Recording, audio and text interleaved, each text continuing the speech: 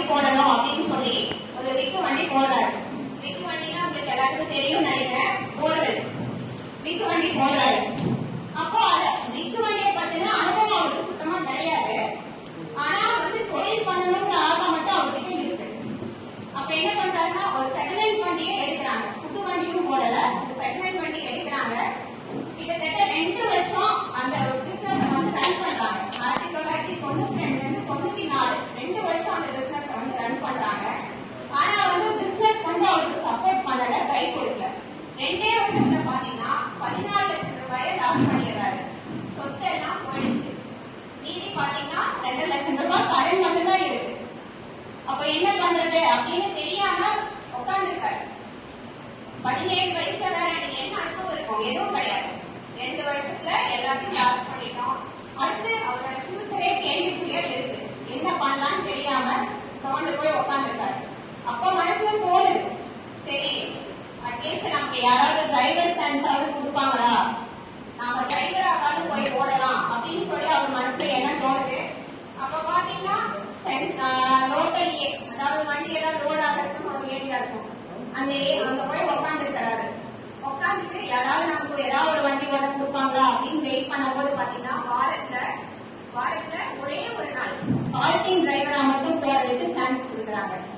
Parking டிரைவர்னா என்னன்னா, அதாவது ரெகுலரா ஒரு டிரைவர் ஏதாவது ஒரு ரீசன்னால வராம இருப்பாங்க. அந்த டைம்ல இவருக்கு ஏதாவது ஒரு வாய்ப்பு, அது ஏதாவது ஒரு வண்டி அப்படி கொடுப்பாங்களான்னு வெயிட் பண்ணி பார்க்கிங் டிரைவரா வாரத்துல ஒரே ஒரு நாள் சான்ஸ் கிடைச்சு போறாரு. கிட்டத்தட்ட 6 மாசம் இதே மாதிரி நீடிச்சுட்டு இருக்கு. இந்த 6 மாசம் பாத்தீங்கன்னா யாருமே பர்மனன்ட் டிரைவரா போறதுக்கான சான்ஸ் கொடுக்கவே இல்லை. அப்ப ஒரு 6 மாசத்துக்கு அப்புறம் சென்னையில வந்து ஒரு ஓனர் வந்து ஓனருக்கு வாய்ப்பு கொடுக்குறாரு, சென்னை வர சொல்றாரு. அப்ப சென்னை கிளம்பி போறாரு. சென்னை போயிட்டு ஒரு வண்டி ஓட்டிட்டு இருக்காரு, பால் வண்டி. அதாவது பால்னா அவங்களுக்கு தெரியும், டைம் கரெக்டா கொண்டுட்டு போய் டெலிவரி பண்ணியே ஆகணும், அத்தியாவசிய பொருள் இல்லையா. அதனால கரெக்டா டிரைவரும் கரெக்டா இருக்கணும், வண்டியும் கரெக்டா இருந்து போய் அந்த இடத்துல நம்ம சேர்க்கணும், வண்டியை கொண்டு போய் கொடுக்கணும். அப்ப அந்த மாதிரி ஓட்டிட்டு இருக்கிற டைம்ல வந்து இவரோட நேர்மை, அதாவது இன்டெகிரிட்டி, பஞ்சுவாலிட்டி, கான்பிடன்ட் இதெல்லாம் பார்த்துட்டு அந்த டிப்டை மேனேஜர் வந்து சொல்றாரு, நீங்க ஒரு வண்டி போட்டு ஓட்டுங்கன்னு சொல்றாரு. அப்ப வந்து இவர் மனசுல தோணுது, சரி நாம ஒரு வண்டி போட்டு ஓட்டலாம் அப்படின்னு சொல்லி ஒரு 407 வண்டி வந்து எடுக்கிறாரு. 407 வண்டி எடுத்து இவரே டிரைவர் பிளஸ் ஓனரா அந்த வண்டியை பார்த்துட்டாரு. அதாவது என்ன நான் சொல்ல வரேன்னு உங்களுக்கு புரிஞ்சிருக்கும்னு நினைக்கிறேன். அதாவது ஒரு டிரைவரா அவரோட வாழ்க்கையை ஆரம்பிச்சு இன்னைக்கு வந்து 200 பிளஸ் 220 வெஹிக்கிள்ஸ்க்கு ஓனரா இருக்காரு அப்படிங்கறத